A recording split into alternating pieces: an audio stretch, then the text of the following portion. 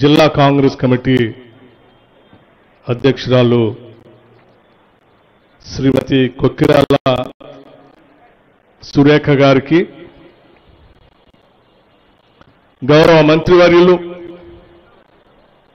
ఇప్పుడే రాష్ట్ర వ్యాప్తంగా ఈ ప్రభుత్వం చేస్తున్నటువంటి అనేక కార్యక్రమాలని సవివరంగా వివరించినటువంటి ఐటీ ఇండస్ట్రీ శాఖ మార్చులు శ్రీ దుద్దిళ్ల శ్రీధర్ బాబు గారికి, గౌరవ శాసనసభ్యులు మీ అందరి ప్రియత నాయకులు మాకు అందరికి కూడా అత్యంత ఆప్తులు శ్రీ ప్రేమ్ సాగర్ రావు గారికి, గౌరవ శాసనసభ్యులు సోదరులు బొజ్జు గారికి, అట్లాగే గిరిజన కార్పొరేషన్ చైర్మన్ కోట్ల తిరుపతి గారికి,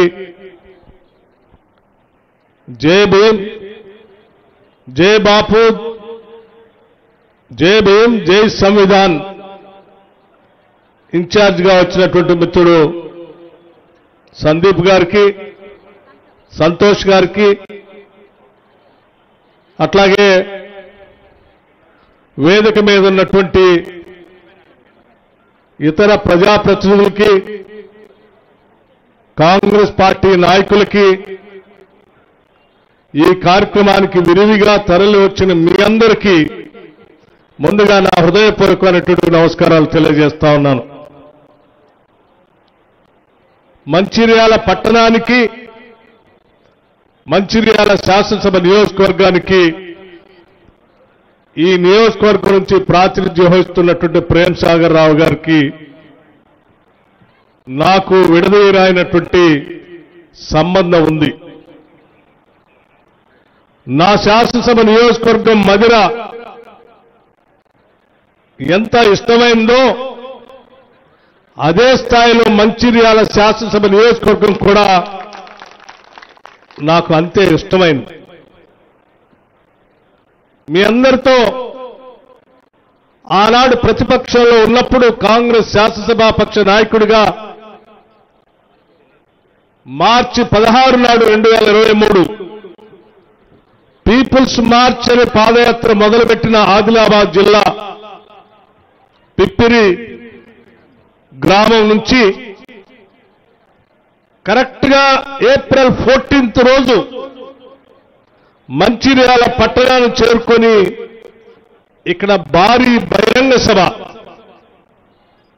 ఆనాడు అఖిల భారత కాంగ్రెస్ కమిటీ అధ్యక్షులు లక్షలాది మంది పైబడినటువంటి జనసందోహాన్ని ఉద్దేశించి శ్రీ మల్లికార్జున్ ఖర్గే గారు ఇక్కడ ఇచ్చినటువంటి సందేశం నాకు ఇంకా ఇప్పటికీ గుర్తుకొస్తూనే ఉంది. ఆనాడే మీరు తరలి వచ్చి రేపు జరగబోయేటువంటి సాధారణ ఎన్నికల్లో ఈ రాష్ట్రంలో కాంగ్రెస్ పార్టీ ప్రభంజనం సృష్టించబోతుందని చెప్పి ఆనాడే మీ సభ ద్వారా ఈ రాష్ట్రానికి మా అందరికి కూడా సంకేతాలు ఇచ్చినటువంటి సందేశాన్ని నేను ఇప్పటికీ మర్చిపోలేను. అందుకే మిత్రులారా, ఆనాటి మంచిర్యాల సభ ఈ మంచిర్యాల నుంచి తిరిగి ఖమ్మం వరకు నేను చేసేటువంటి పాదయాత్రకి మీ ద్వారా పెద్ద ఎత్తున మాకు ఉత్తేజాన్ని కలిగించడమే కాకుండా శక్తిని కూడా ఇచ్చి ఆ పీపుల్స్ మార్చి పాదయాత్రను దిగ్విజయంగా పూర్తి చేసి తద్వారా ఈ రాష్ట్రంలో ఆనాడు రాష్ట్ర కాంగ్రెస్ కమిటీ అధ్యక్షుడిగా రేవంత్ రెడ్డి గారు, సిఎల్పి లీడర్గా నేను, మిత్రుడు శ్రీధర్ బాబు గారు, మిగతా కాంగ్రెస్ నాయకత్వం అంతా కలిసి పెద్ద ఎత్తున దొరల పాలన గడిల్ని బద్దలు కొట్టి ప్రజాపాలన ఇందిరమ్మ రాజ్యాన్ని తీసుకొని రావటం కోసం పెద్ద ఎత్తున సహకరించిన ఈ ఉమ్మడి ఆదిలాబాద్ జిల్లా ప్రజానికాన్ని ఎప్పటికీ మర్చిపోవని చెప్పి ఈ సందర్భంగా సవినయంగా నీకు మనవి చేస్తా ఉన్నాం. ఆనాటి ఈ పాదయాత్రలో అనేక సంఘటనలు చూశాం. చివరికి మంచిర్యాల పట్టణంలో కూడా మాతా శిశు సంక్షేమ హాస్పిటల్ అక్కడ కట్టకూడదని, అది కడితే అక్కడ ముంపు గురవుతుందని, అక్కడ అర్ధరాత్రి అపరాత్రి వరదలు వస్తే తల్లులు ఇబ్బంది పడతారని గట్టిగా చెప్తే కూడా వినకుండా కట్టినటువంటి హాస్పిటల్లో జరిగినటువంటి సంఘటనలు కూడా చూసి ఆనాడే మాటిచ్చాం, తప్పనిసరిగా మాతా శిశు సంక్షేమ హాస్పిటల్ని మారుస్తాం, వచ్చేది ఇందిరమ్మ రాజ్యం, తప్పనిసరిగా మీకు పెద్ద ఎత్తున హాస్పిటల్ కడతామని చెప్పి, సూపర్ స్పెషాలిటీ హాస్పిటల్ కడతామని చెప్పి మాటిచ్చి ఈరోజు 300 కోట్ల రూపాయలతో మంచిర్యాల నడిబొడ్డున ఎత్తైన ప్రదేశంలో సూపర్ స్పెషాలిటీ హాస్పిటల్ కట్టుకుంటున్నాం. చూసొచ్చి మీ అందరితో ఈ సంతోషాన్ని కూడా పంచుకుంటున్నాం.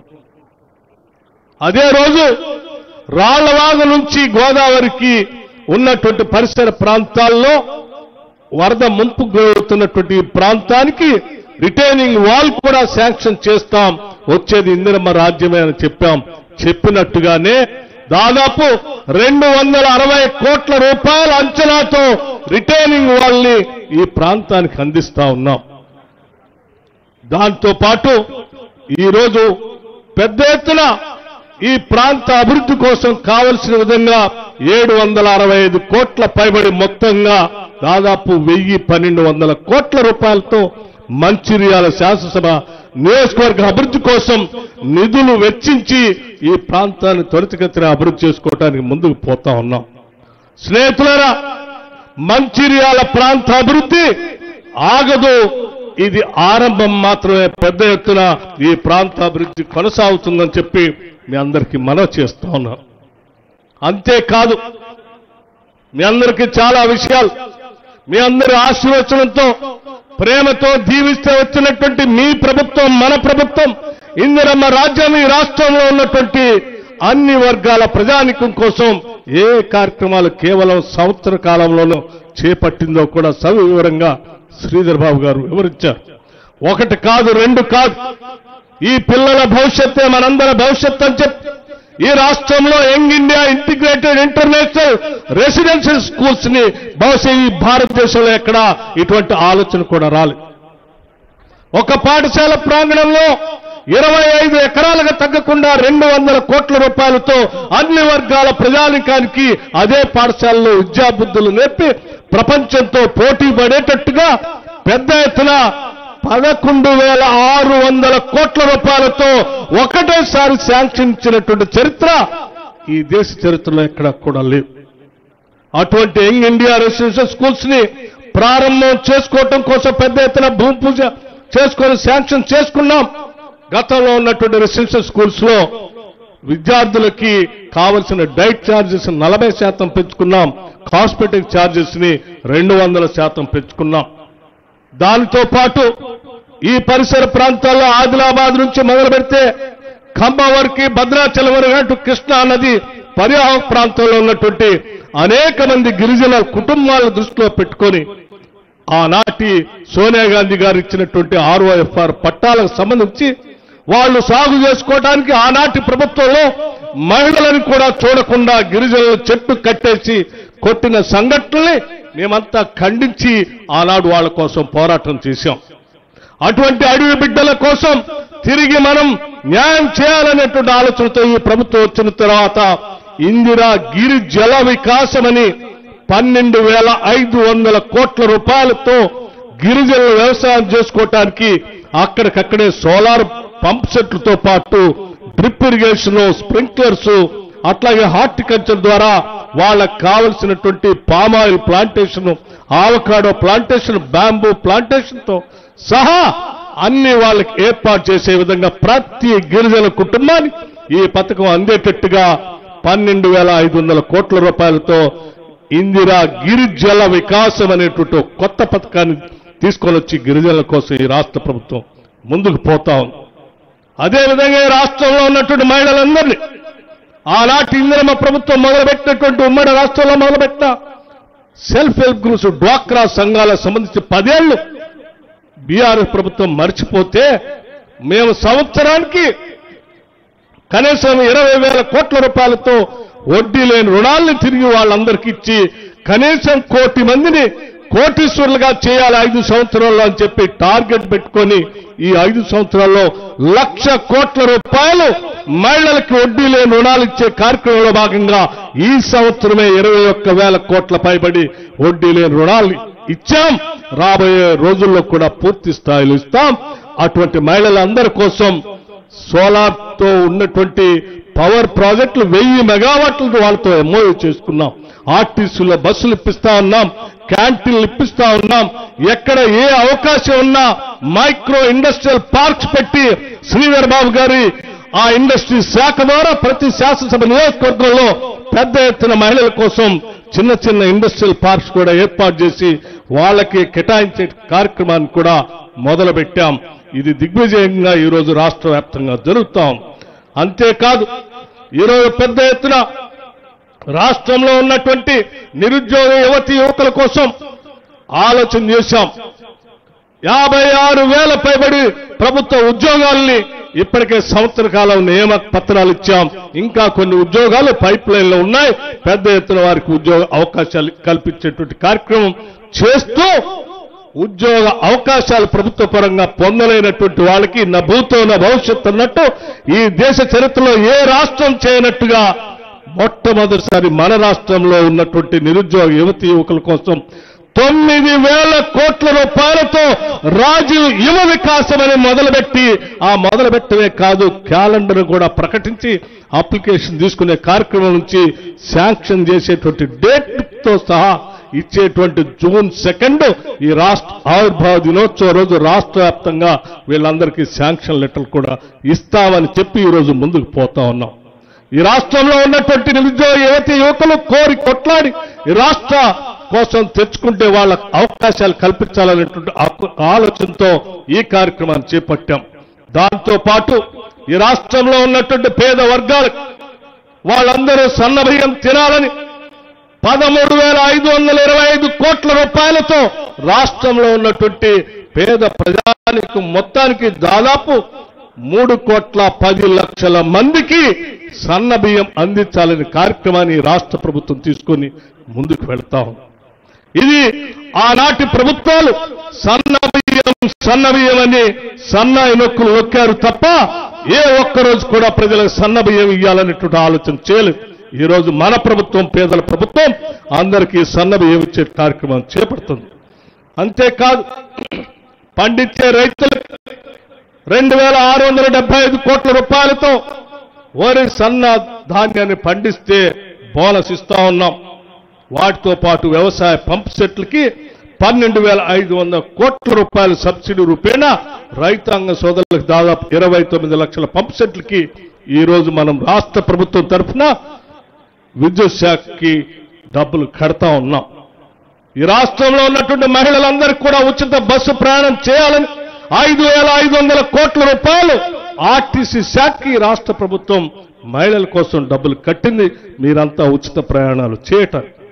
ఈ రాష్ట్రంలో ఉన్నటువంటి మహిళలందరికీ అర్హత కలిగినటువంటి వాళ్ళందరికీ 500 రూపాయలకే గ్యాస్ సిలిండర్ ఇవ్వాలని చెప్పి 43 లక్షల కుటుంబాలకి లబ్ధి చేరేటట్టుగా 433 కోట్ల రూపాయలు ఈరోజు రాష్ట్ర ప్రభుత్వం సివిల్ సప్లైస్ శాఖ నిధులు కడతా ఉంది.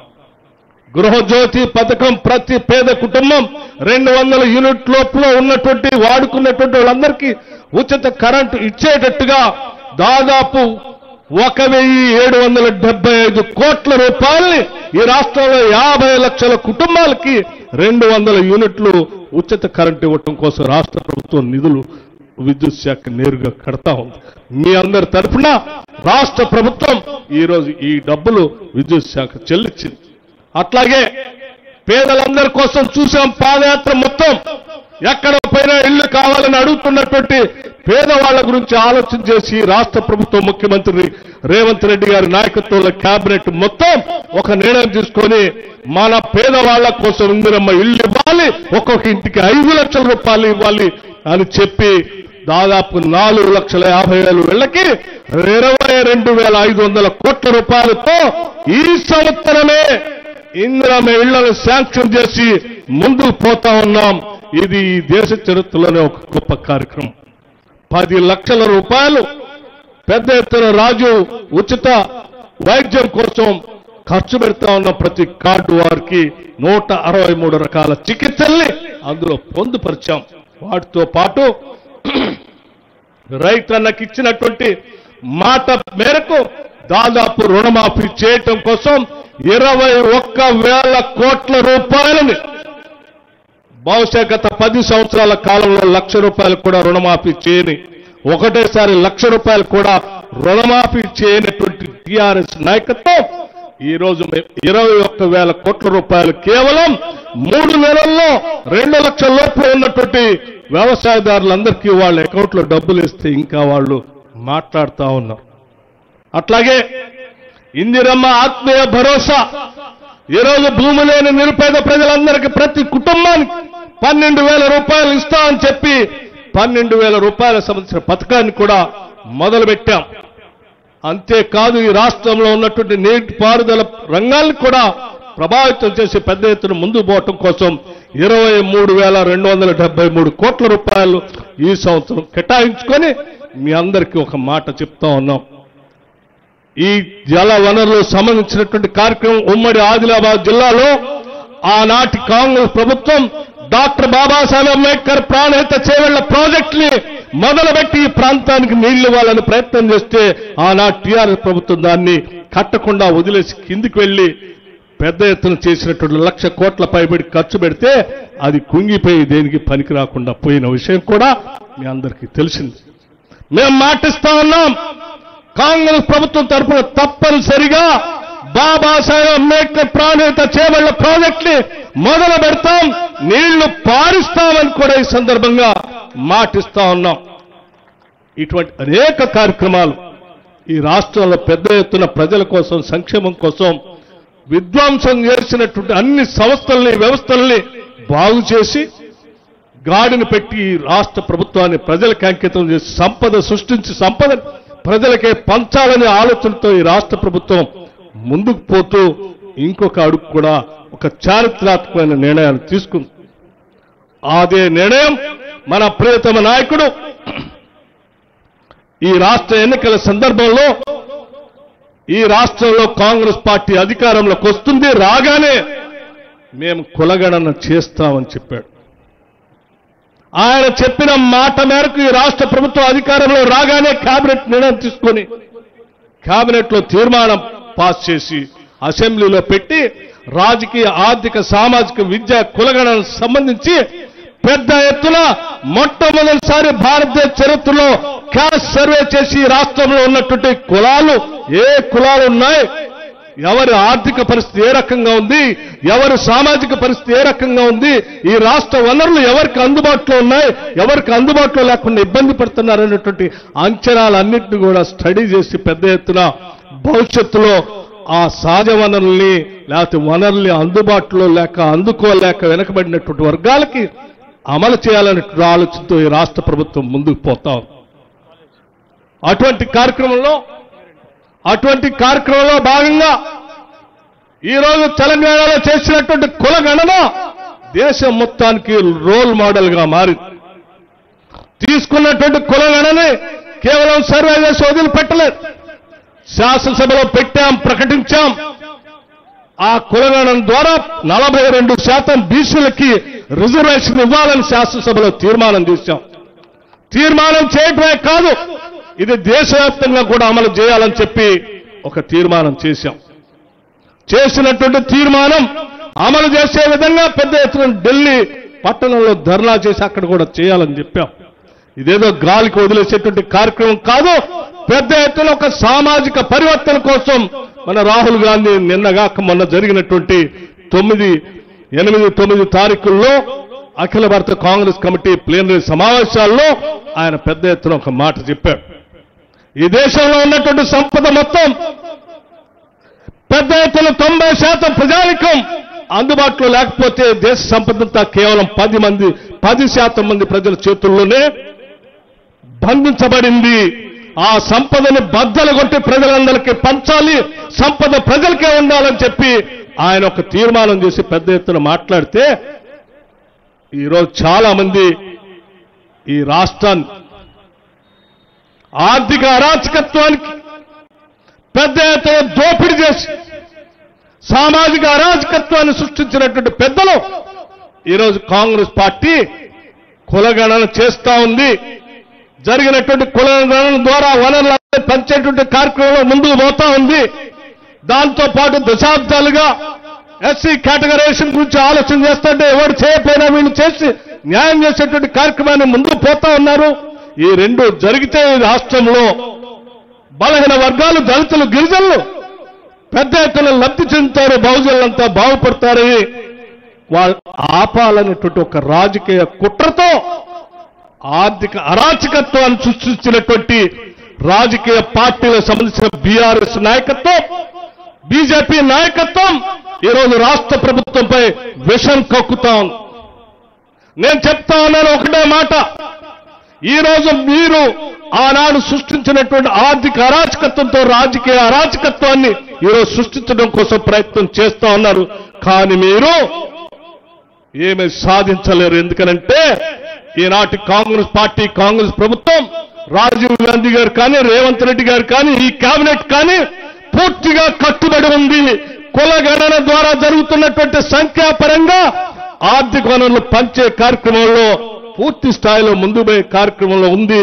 నువ్వు కాదు, నీ తాత కాదు, నీ ముత్తాత కాదు, ఎవడొచ్చి ఆపినా ఈ సామాజిక పరివర్తన, సమసమాజ నిర్మాణం కాంగ్రెస్ పార్టీ సిద్ధాంతం తప్పనిసరిగా ముందుకు తీసుకొని పోతాం. ఈ ఆర్థిక వనరుల్ని పంచుతాం. ఇదే ఈ రాష్ట్ర ముఖ్యమంత్రి నిర్ణయం. దానికి మేమంతా కట్టుబడి పెద్ద ఎత్తున మా కేబినెట్ అంతా నిర్ణయం తీసుకొని ముందుకు పోతా ఉన్నాం. రాజీవ్ గాంధీ గారే ఈ దేశానికి ఒక దార్శనికుడు, ఈ దేశానికి దశాదిశ నిర్దేశం చేస్తా ఉన్నాడు. రాహుల్ గాంధీ గారు ఓ పక్కన, అదానీ గారు, అంబానీ గారు అడ్డగోలుగా దేశ సంపదనంతా క్రోనిక్ క్యాపిటలిస్టులు దోపిడీ చేస్తా ఉంటే ఆయన భారత్ జోడో యాత్ర అని ఒక పిలిపించి ఈ దేశ సంపద ప్రజలకే ఉండాలని పిలిపించాడు. ఈ దేశ వనరులు ప్రజలకే చెందాలని పిలిపించాడు. భారత్ జోడో యాత్రలో వేలాది కిలోమీటర్లు నడిచి ఈ దేశానికి దశ దిశ నిర్దేశం చేస్తూ రాబోయే రోజుల్లో ఈ దేశ సంపద ప్రజలందరికీ పంచుతాం. ఆ కార్యక్రమే కాంగ్రెస్ పార్టీ ముందున్నటువంటి ఏకైక లక్ష్యం. ఈ దేశ వనరులు కానీ, రాష్ట్ర వనరులు కానీ ప్రైవేటు వ్యక్తుల చేతుల్లోకి ఎట్టి పరిస్థితుల్లో పోనీయమని చెప్పి ఈరోజు ముందుకి పోతూ ఆయన ఒక నినాదం ఇస్తే కొద్దిమంది కుహన మేధావులు తెలుసో తెలియక వారి మీద చాలా సంవత్సరాలుగా మాకు గౌరవం ఉంది. కానీ రాహుల్ గాంధీ తిరోగమనం అని వారు ఒక ఎడిటోరియల్ రాస్తారు.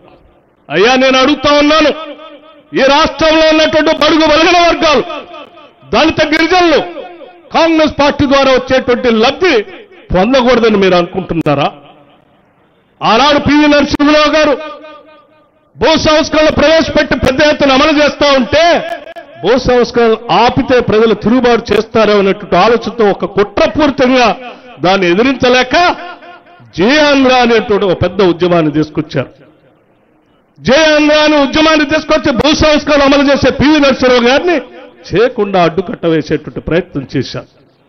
అదేవిధంగా ఈరోజు ఈ రాష్ట్ర ముఖ్యమంత్రి రేవంత్ రెడ్డి గారు, ఈ కాంగ్రెస్ ప్రభుత్వం కులగణన చేసి బీసీలకి 42% రిజర్వేషన్ ఇవ్వాలని, కేటగరైజ్ చేసి అందరికీ న్యాయం జరగాలని, కులగణన ద్వారా ఈ రాష్ట్ర సంపదంతా అందుకోలేనటువంటి పేద బడుగు బలహీన వర్గాలందరికీ పంచాలని ఆనాటి భూ సంస్థల కంటే ఒక పెద్ద కార్యక్రమాన్ని తీసుకొని ముందుకు పోతా ఉంటే దాన్ని నేరుగా అడ్డుకోలేక, దానికి వ్యతిరేకంగా మాట్లాడలేక ఈ రాష్ట్ర ప్రభుత్వం పైన అవాకులు చవాకులు పేలుతూ ఒక రాజకీయ అరాచకత్వాన్ని సృష్టించడం కోసం మీరు ప్రయత్నం చేస్తున్నారు. ఈనాటి ప్రజానికం ఆ మాత్రం కూడా అర్థం చేసుకోలేనటువంటి అమాయకులు కాదని చెప్పి వారికి నేను చెప్తా తెలుసుకున్నాను. మీరు ఎన్ని ప్రయత్నాలు చేసినా మేము ఈ కార్యక్రమాన్ని తీసుకుని ముందుకు పోతూనే ఉంటాం. రాహుల్ గాంధీ గారు ఇచ్చినటువంటి పిలుపుని ఈ రాష్ట్రంలో పూర్తి స్థాయిలో అమలు చేస్తాం. దీన్ని ఎవరు ఆపలేరని మాత్రం చాలా స్పష్టంగా చెప్తా ఉన్నాం. ఈ కేబినెట్ మొత్తం ముఖ్యమంత్రి రేవంత్ రెడ్డి గారు కానీ, నేను గాని ఈ కేబినెట్ లో ఉన్నటువంటి శ్రీధర్ బాబు గారు కానీ, ఉత్తమ్ కుమార్ రెడ్డి గారు కానీ, దామోదర రాజనరసింహ గారు కానీ, కొండా సురేఖ గారు కానీ, లేకపోతే జూపల్లి కృష్ణారావు గారు కానీ, కోమటిరెడ్డి వెంకటరెడ్డి గారు కానీ, సీతక్క గారు కానీ, మేమందరం ఒకటే మాట మీద ఉన్నాం. రాహుల్ గాంధీ గారు ఇచ్చినటువంటి పిలుపుని పూర్తి స్థాయిలో అమలు చేస్తాం. సంపదను మొత్తాన్ని ప్రజలకే పంచుతాం, సంపదను సృష్టిస్తాం, ఈ సంపదని అన్ని వర్గాల ప్రజలకు పంపిణీ చేస్తాం. కొద్ది మంది చేతుల్లో గుత్తాధిపత్యం, దోపిడీదారుల చేతుల్లోకి ఈ సంపదని పోనీయమని చెప్పి ఈ సందర్భంగా మీ అందరికీ నేను ఏప్రిల్ 14th బాబాసాహెబ్ అంబేద్కర్ జయంతి రోజు మీ అందరితో మా ఆలోచనలు పంచుకుంటున్నాం.